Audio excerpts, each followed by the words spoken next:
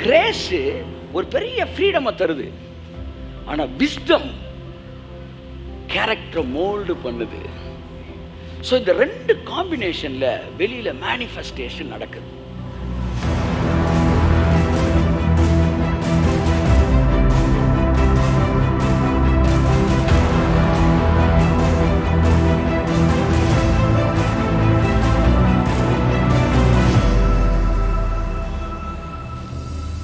சாலமோனை ஞானத்தை அட்மையர் பண்ண அது வரும். அப்ப இந்த சாலமன் என்ன செஞ்சானா, முழு உலகத்திற்கும் அவன் ஞானத்தை பிரசங்கித்தான்.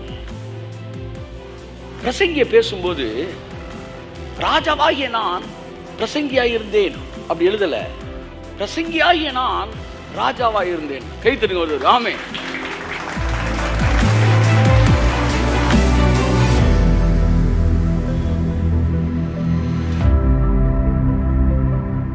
இவ்வளவு பெரிய ஞானி மக்களுக்கு ஞானத்தை சொல்லிக் கொடுத்தான், பணம் சம்பாதிக்கிறத சொல்லிக் கொடுத்தான். மேட்ருக்கு வரேன், மேட்ரின் மைய கருத்துக்கு வரேன்.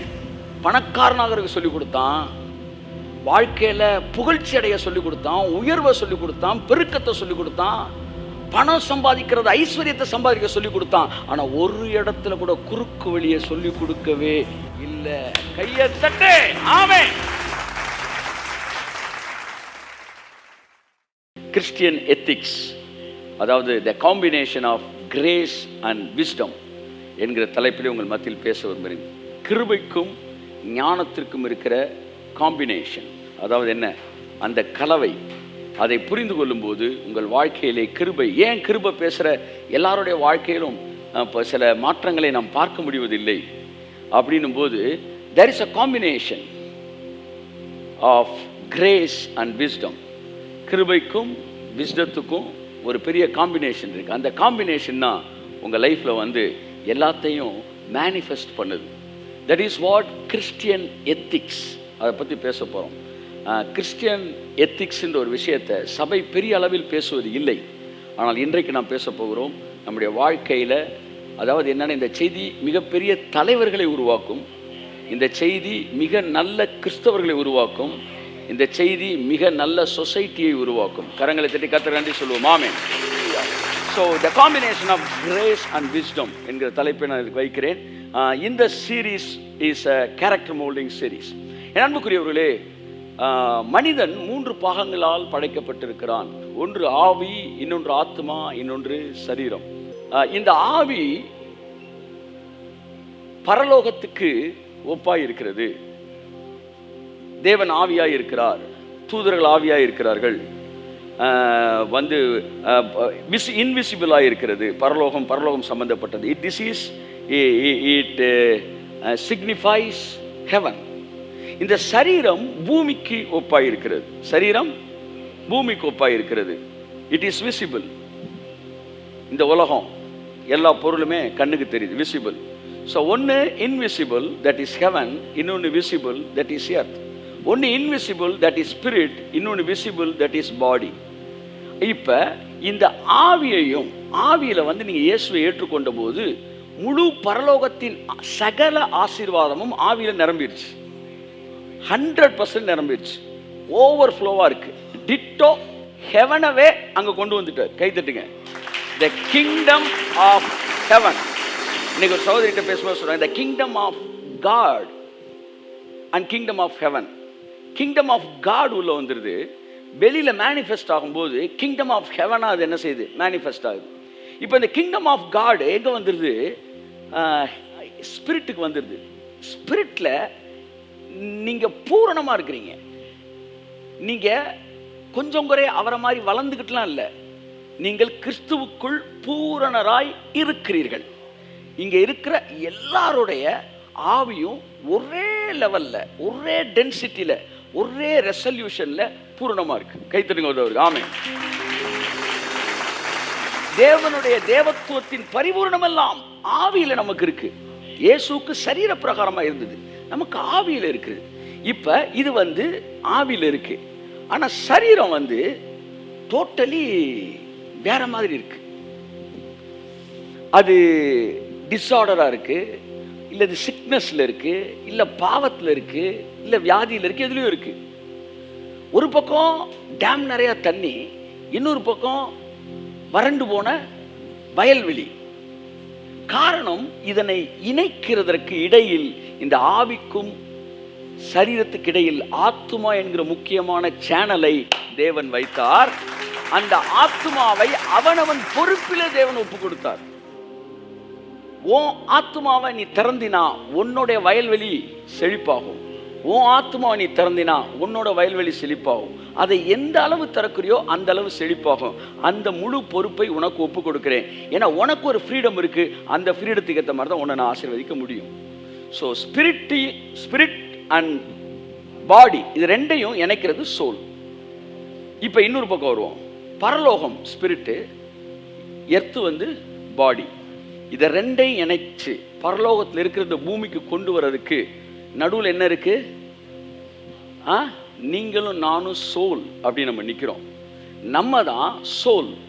அதனால தான் உங்களுக்கு ஆத்மான்னு பேர். நீங்கள் ஆத்மா, ஆவி அங்கே இருக்கு, சரீரம் இங்கே இருக்கு. நீங்க தான் ஆவியையும் சரீரத்தை இணைக்கக்கூடிய ஆத்மாவாய் நடுவில் நிற்கிறீர்கள்.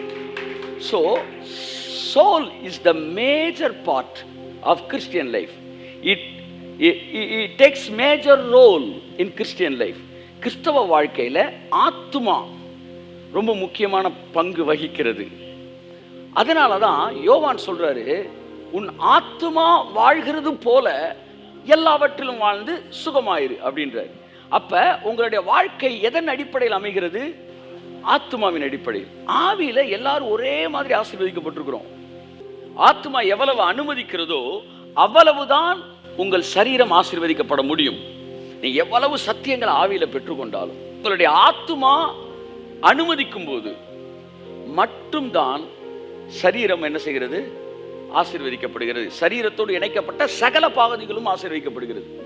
அதனால ஆத்மா வாழ்வது போல எல்லாவற்றிலும் வாழ்ந்து சுகமாய். இந்த ஆத்மா யாருன்னா நீங்க. இந்த ஆத்மா யாருன்னா உங்க கேரக்டர். இந்த ஆத்மா யாருன்னா உங்க குணம். ஒருத்தர் சண்டையை சாயந்தரம் மறந்துடுறாரு, அது அந்த ஆத்மா. இவர் 1947 அப்படின்னு ஒருத்தர் சொல்றாரு, அவரு இன்னொரு ஆத்மா. Upma, something else. ஸோ ஒவ்வொரு ஆத்மாவும் ஒவ்வொரு லெவல்ல இருக்கிறாங்க. பட் இந்த ஆத்மா மறுரூபம் அடைய முடியும். கைத்தடுங்க. ஆமென், ஆமென், பிரைஸ் காட். என் அன்புக்குரியவர்களே, ஸோ தேவன் இன்னைக்கு கிறிஸ்தவம் ஆவியிலே கிருபை எதை பேசுது? ஆவியை பற்றி தான் பேசுது. நான் கிறிஸ்துவுக்குள்ளே சகல ஆசீர்வாதத்தினாலும் ஆசீர்வதிக்கப்பட்டு இருக்கிறேன். எங்க? ஆவியில. ஆனா அந்த கிருபை உபதேசம் ஆத்மாவை பத்தி பேசலனா, தண்ணி டேம்ல இருக்கும், ஆனா வயல்வெளி காஞ்சிதான் இருக்கும்.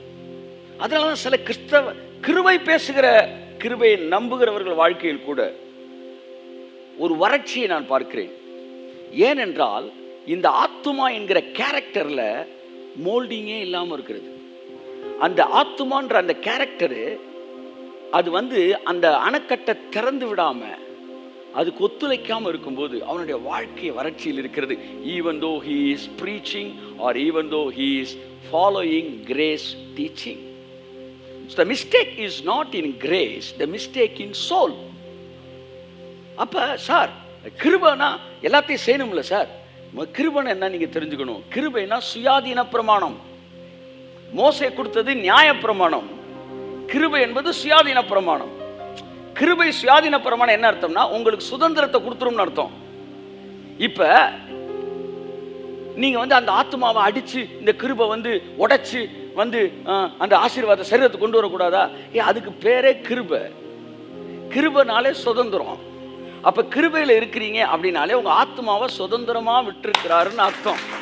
அதனால அவர் கதவை உடைக்க மாட்டாரு, ஆனா கதவை தட்டுவார். கை தட்டுங்க. ஆமென், ஆமென், பிரைஸ் காட், ஹல்லேலூயா. கதவை உடைக்க மாட்டாரு, ஆனா அதுக்காக கதவு மூடிய இருக்கட்டும் விட்டுறவும் மாட்டாரு. நீ திறக்கணும், ஆனா நான் உடைக்க மாட்டேன்.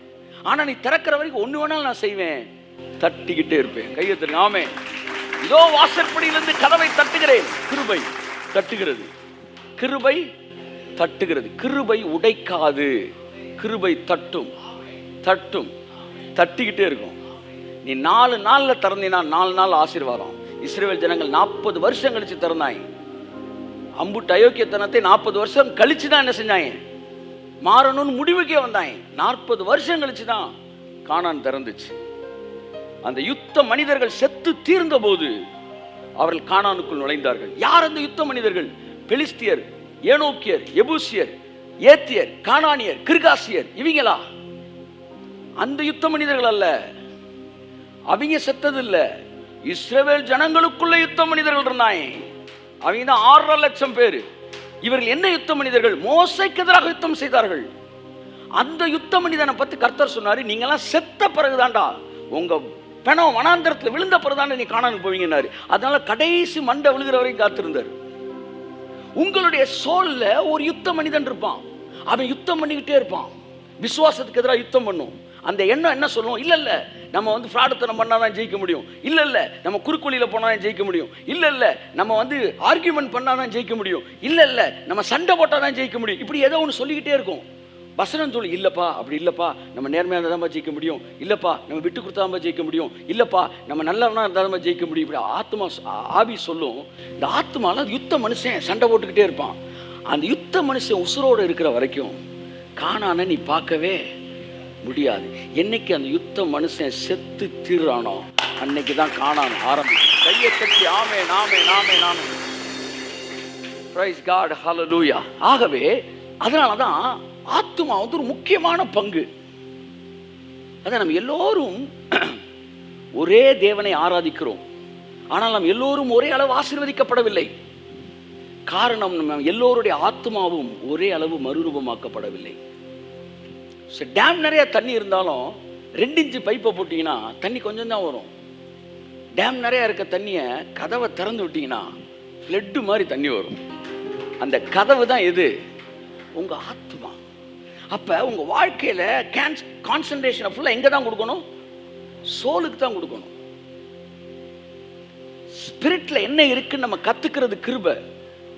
ஆனா அந்த கிருபையை சரீரத்துக்குள்ள மேனிஃபெஸ்ட் பண்றதுக்கு உங்களுடைய எதை? ஆத்மாவை திறக்க வேண்டியது இருக்கு. அதனால உன் ஆத்மா வாழ்கிறது போல எல்லாவற்றில் வாழ்ந்து சுகமாக இருக்கும்படி நான் விரும்புகிறேன். அப்ப கிறிஸ்தவத்தில் கிருபை பேசும்போது சிலர் ஜக ஜக ஜக ஜக ஜகன்னு என்ன செய்யுது? அவங்க வாழ்க்கையில ஆசீர்வாதம் பெருகுது. சில ஏரியாவில் மட்டும் என்ன தண்ணி அடிச்சாலும் என்ன செய்ய மாட்டேங்குது? குடம் நிரம்ப மாட்டேங்குது. இப்போ எனக்கு ஒரு பெரிய குழப்பம் வருது. ஆண்டவரே, அதே சத்தியம் தானே கேட்குறாங்க எல்லாருமே, ஏன் இந்த ப்ராப்ளம்? அதே சத்தியம் தானே சொல்லுவேன். கர்த்தர் சொன்னார், இங்கே பாரு, தெரிஞ்சோ தெரியாமல் இந்த நிரம்பின குடமெல்லாம் ஆத்துமா திறந்து வச்ச குடம். ஆனால் நீ நினச்சிக்கிட்டு இருக்க கிருபனால மட்டும்தான். அந்த கிருபனா அந்த அந்த ஓப்பன் கேட் வழியாக போயிருக்கு. ஆனால் இந்த சோல் பிடிவாதத்தில் இருக்கு. இது அந்த கிருபையை சரீரத்தில் விடுவதற்கு அனுமதிக்க மாட்டேங்குது. அதுக்காக நான் கைவிடலை, தொடர்ந்து தட்டிக்கிட்டே இருக்கிறேன். 40 வருடம் தட்டினார் தேவன். 40 வருட முடிவிலே எவனுமே கதவை திறக்கல. ஃபைனலி நெக்ஸ்ட் ஜெனரேஷன் என்றானா. அப்ப தேவன் சொல்லுகிற பாருங்க, ரொம்ப முக்கியமான ஒரு விஷயம். இந்த ஆத்மா என்ன செய்ய வேண்டி இருக்கிறது? மோல்டாக வேண்டி இருக்கிறது. ஸோ சபையானது கேரக்டர் மோல்டிங் அப்படின்றது ஓல்டு டெஸ்டமெண்ட் ப்ரீச்சிங்கே கிடையாது, அது நியூ டெஸ்டமெண்ட் ப்ரீச்சிங். உன் ஆத்மா வாழ்கிறது போலன்ற வார்த்தை பழைய ஏற்பாட்டில் இல்லை, புதிய ஏற்பாட்டிலாம் இருக்கு. அதனால தான் சாலமோன் சொன்னா, சுதந்திரத்தோடு ஞானம் நல்லது அப்படின்னா. சுதந்திரம்னா என்ன? ஃப்ரீடம். ஃப்ரீடம்னா என்ன சொல்லுங்க? கிரேஸ். ஃப்ரீடம்னாலே கிரேஸ். சுதந்திரம் என்றாலே கிருபை. நம்ம கிறிஸ்துவுக்குள்ள சுதந்திரவாளியாக இருக்கிறோம். சுதந்திரம் வார்த்தை வந்தாலே கிருபை. இன்னும் தெளிவாக உங்களுக்கு தெரியணும்னா யாக்கோபுல படிச்சு பாருங்க. பூரண பிரமாணமாகிய சுயாதீன பிரமாணம், ராஜரீக பிரமாணமாகிய அன்பின் பிரமாணம். அப்ப சுயாதீன பிரமாணம் தான் பூரண பிரமாணம். அதை தான் கிருபையின் பிரமாணம். நியாய பிரமாணம் அடிமையின் பிரமாணம், கிருபையின் பிரமாணம் என்பது சுயாதீன பிரமாணம். அப்ப சுயாதீனம் வந்துச்சுன்னா அது கிருபைன்னு அர்த்தம். சுதந்திரம் வந்தாலே அது கிருபைன்னு அர்த்தம். அவர் கிருபையில் இருக்கார் சார்னா அவர் சுதந்திரமா இருக்கார் சார்னு அர்த்தம். கைத்தட்டுங்க. சரி, சுதந்திரம் இருக்கா? இருக்கு. எவ்வளவு இருக்கு? நீங்க எவ்வளவு பயன்படுத்தணும் அவ்வளவு இருக்கு. சுதந்திரம்னா எவ்வளவு சார்? சார் 99% இருக்கு சார். கொஞ்சம் மட்டும் இல்லை சார், அதுக்கு பேர் அடிமைத்தனம். இது வரைக்கும் போகலாம் சார், இதுக்கு மேலே போகக்கூடாது அப்படின்னாலே அங்கே கட்டளை வந்துருச்சு. கட்டளை வந்துருச்சுனாலே அங்கே அடிமைத்தனம் இருக்குது. எது வரைக்கும் போகலாம் சார், எது வரைக்கும் வேணாலும் போகலாம் அப்படின்ற பேரும் சுதந்திரம். கிருபை அது என்னவா, அளவே இல்லாததான். பூமிக்கு வானம் எவ்வளவு உயரமோ அவ்வளவு உயரமாய் கிருபை இருக்குதான். இப்போ இந்த கிருபையை பேசும்போது சாலமன் என்ன சொல்றான்னா, சுதந்திரத்தோடு இன்னொன்று நீ சேர்த்துக்கணும்பா. கை தட்டுங்க ஒரு தடவை. The combination of grace and wisdom. சுதந்திரத்தோடு ஞானம் நல்லது அப்படின்றாரு. அப்ப ஞானம் என்றால் என்ன? ஞானம், சுதந்திரம் என்னன்னு தெரிஞ்சிருச்சு, ஞானம் என்னன்னு தெரியும். ஞானம் என்றால் என்ன? கர்த்தருக்கு பயப்படுதலே ஞானத்தின் ஆரம்பம்.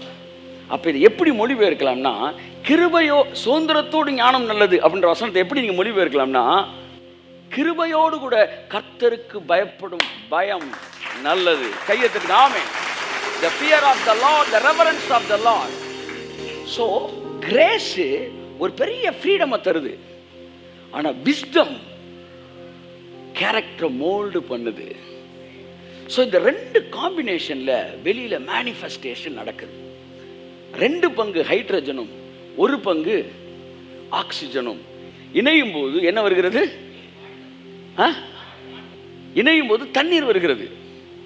அப்ப grace and wisdom, it is the manifested God's grace, manifested God's work. எத்தனை பேர் உங்க வாழ்க்கையில கிருபை மேனிஃபெஸ்ட் ஆகணும்னு விரும்புறீங்க? கரங்களை வைத்து ஒரு ஆமேன் சொல்லுங்க. ஆமேன். கிருபை இருக்கு, ஆனா அது என்ன ஆகல? மேனிஃபெஸ்ட் ஆகல.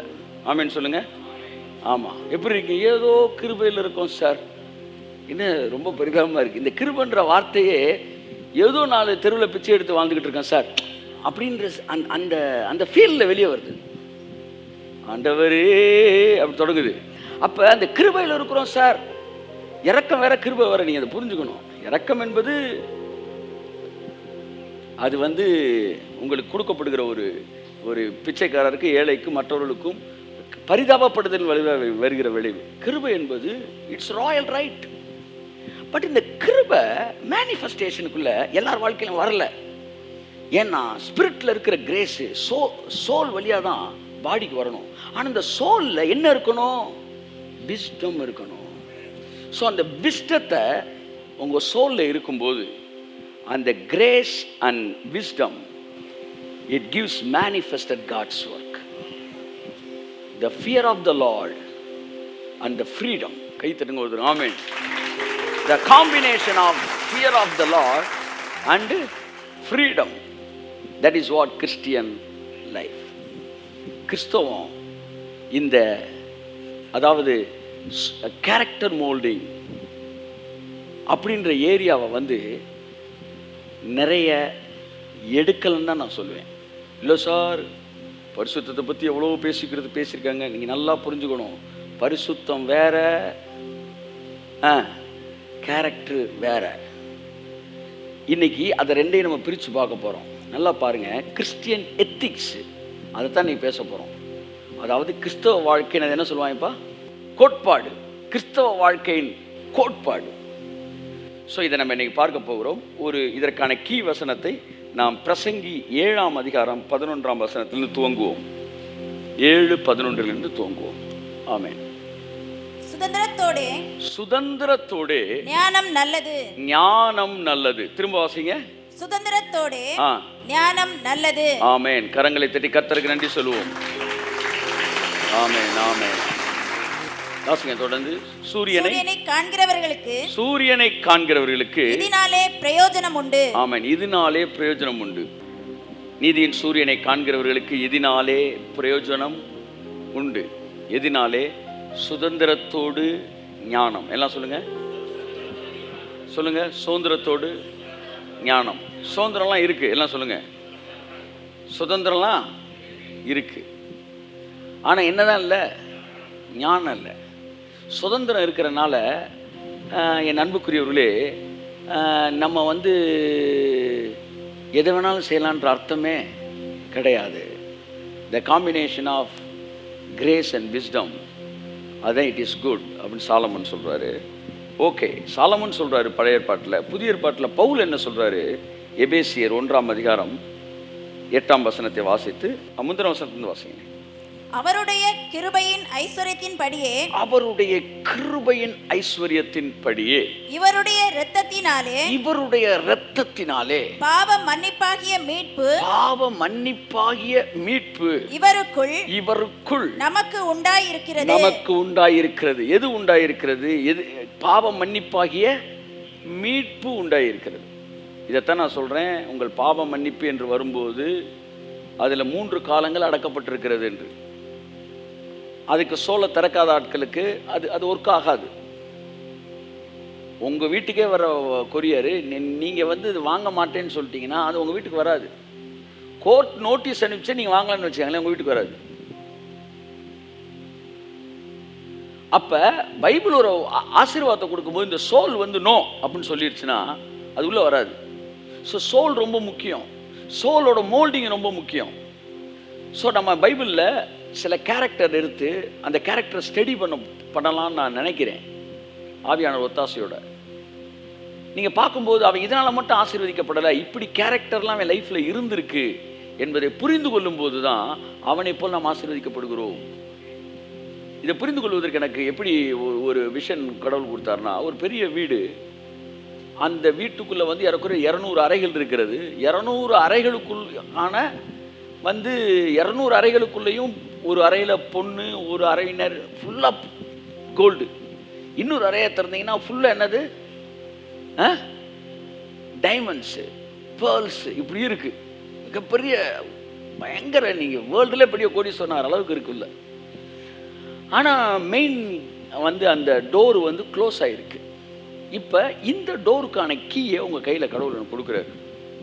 அந்த கீக்கு பேர் தான் கிரேஸ். ஆமென் சொல்லுங்க. இந்த கிரேஸ் அப்படின்ற கீயை உள்ள விட்டு நீங்கள் திறந்த உடனே நீங்கள் ஒட்டுமொத்த 200 ரூமுக்கு சொந்தக்காராயிரீங்க. திறந்துட்டு உள்ளே போறீங்க. போனோன்னு அடுத்து ஒரு கதவு இருக்கு, அது பூட்டி இருக்கு. 200 டோரும் பூட்டி இருக்கு. என்னையா இந்த சாவி கிடைச்சா உள்ளுக்குள்ளே போய் எல்லாத்தையும் வாங்கிக்கலான்னாங்க, ஆனால் உள்ளுக்குள்ளே பார்த்தா எல்லா டோரும் பூட்டி இருக்கு அப்படின்னு ஒன்று திரும்பி பார்க்குறீங்க. சைடில் 200 சாவி கொத்து தொங்குது. கையெழுத்துட்டு வருது. புரிஞ்சால் மட்டும் கையெழுத்துட்டு. ஆமே. அப்போ அந்த சாவி ஒவ்வொன்றா எடுத்து நீங்கள் ஒவ்வொரு டோராக திறக்கிறீங்க, ஒவ்வொரு ஆசீர்வாதமாக வருது. இந்த 200 சாவியையும் நீங்கள் யூஸ் பண்ணும்போது தான் 200 ஆசீர்வாதம் வருது. ஆனால் அந்த 200 சாவியை உங்களுக்கு கொடுக்கறதுக்கு ஒரே ஒரு சாவி அவர் கொடுத்தாரு சிலுவையில், அதுதான் கிருபை என்கிற சாவி. அதை திறந்து உள்ளே வரும்போது தேவன் வைத்திருக்கிற ஆசீர்வாதங்களை எல்லாம் நம்ம ஆமேன் என்றும் பெற்றுக்கொள்வதற்கு ஒவ்வொரு கீயவா அந்த கிரேஸ் உங்களுக்கு தருது. ஒவ்வொரு செய்தியும் ஒரு கீன்றேன். அந்த பரலோக ராஜ்யத்தின் திறவுகோள்களை உனக்கு நான் தருகிறேன். ஆனா இந்த மெயின் கீயை மட்டும் வச்சுக்கிட்டு சுத்திக்கிட்டே இருந்தா வராண்டால சுத்திக்கிட்டே இருக்க வேண்டியதான். பப்பரப்பான்ட்டு கிருபை, நாங்க கிருபையில் இருக்கோம், கிருபையிலே அப்படியே இரு. உள்ளுக்குள்ள போய் திறக்கிறதுக்கு அந்த கீழ்ப்படிதல் ஒரு கீ. நோ அதெல்லாம் தேவையில்லை. உண்மை அதெல்லாம் தேவையில்லை. ஒழுக்கம் அது தேவையில்லை. டிசிப்ளின் தேவையில்லை. ஃபெய்த்ஃபுல்னஸ் எதுவும் செய்ய மாட்டோம். எங்களுக்கு கிருபையில் இருக்கும். அப்படியே வரண்டால் ஓரமாக உட்காந்துரு. இவனும் வந்தான்னா டீ வாங்கி கொடுப்பாங்க. அப்ப கிருபை இருக்கு. ஆனா என்ன இல்லை? ஞானம் இல்லை. கிருபையோடு ஞானம் நல்லது. நான் எழுதி கொடுக்குறேங்க. கிருபையோடு, இந்த கிருபையில் இருக்கிறவர்கள இந்த ஞானத்தை அங்கீகரிக்கிறான் பாருங்க. இந்த ஜெனரேஷன் அவன் டாப் கிளாஸ்ல கர்த்தரை கொண்டு வந்து வைப்பார். ஆமென் ஆமென் ஆமென் ஆமென். அவன் உயர்வை எவனும் தடுக்க முடியாது. நரகம் அல்ல. பிதாவை தவிர்த்து குமாரனை தவிர்த்து பரலோகமே தடுக்க நினைத்தாலும் உங்கள் வளர்ச்சியை தடுக்க முடியாது. The combination of grace and wisdomத்துக்கு எதிராக இந்த உலகத்தில் எதுவும் கிரியை செய்ய முடியாது. ஸோ அப்போ அந்த 200 எடுக்காட்டி அந்த கிருபை வாங்கினது வேஸ்ட் தானா சார்? இல்லை, கிருபை வாங்கின வேஸ்ட்டே கிடையாது. கிருபை உங்களை 200 எடுக்க சொல்லிக்கிட்டே இருக்கும். அதுதான் கிருபை. அது விடவே விடாது. உங்களுக்கு சொல்லிக்கிட்டே இருக்கும், எடுத்து யூஸ் பண்ணுப்பா, உனக்கு இருக்குப்பா. இந்தப்பா இந்த கீ எடு, இந்த கீக்கு பேர் கொடுக்கறது. இந்த கீ படி நீ திறந்தீங்கன்னா உனக்கு இன்னும் ஆசீர்வாதம் கொடுக்குறதா? அதெல்லாம் எங்களுக்கெல்லாம் தெரியாது, அதெல்லாம் நாங்கள் மாட்டோம். ஓகே, நீங்கள் எது? நான் கிருபையில் இருக்கோம். நாங்கள் கிருபையில் இருக்கோம். அப்படி ஓரமாக சேர போட்டு உட்காந்துரு வரண்டாலே. அப்போ ஜஸ்ட் திங்க், சி, கிரேஸ் தான் கொடுக்க வைக்குது, கிரேஸ் தான் உண்மையாக இருக்க வைக்குது, கிரேஸ் தான் வந்து ஃபெய்த்ஃபுல்லாக இருக்க வைக்குது. இந்த கிறிஸ்டியன் எத்திக்ஸை ஃபுல்லாக இந்த கிரேஸ் உனக்குள்ளே கொடுக்குது. ஆமென் சொல்லுவோம். ஸோ கிரேஸ் உங்களுக்குள்ளே என்ன செய்யுது? பைபிள் சொல்லுது, அவருடைய நீதி அவருடைய அடிச்சுவடுகளில் நம்மை நிறுத்துகிறது. அவருடைய ஃபுட் ஸ்டெப்ஸில் வந்து நிப்பாட்டுமா அவங்கள. அதுக்கு பேர் தான் கிருபை. அப்போ இந்த கிருபையை பூரணமாக புரிஞ்சுக்கிறவங்க எதையாச்சும் பேசிக்கிட்டே இருப்பாங்க. ஆனால் கிருபை நீங்கள் பூரணமாய் புரிந்து கொண்டவர்கள். கிருபையோடு கூட ஞானம் நல்லது. சாலமன் சொல்றான், அந்த கிருபையை, அதாவது கிருபையின் ஐஸ்வர்யத்தை கர்த்தர் உனக்கு கொடுத்துருக்காரு. பவுல் இப்படி தான் தொடங்குறாரு, கிருபையின் ஐஸ்வர்யத்தை உனக்கு அவர் தந்திருக்கிறாரு. அடுத்த வசனம், அந்த கிருபையை அவர் சகல ஞானத்தோடும் புத்தியோடும் எங்களிடத்தில் கையத்தட்டியா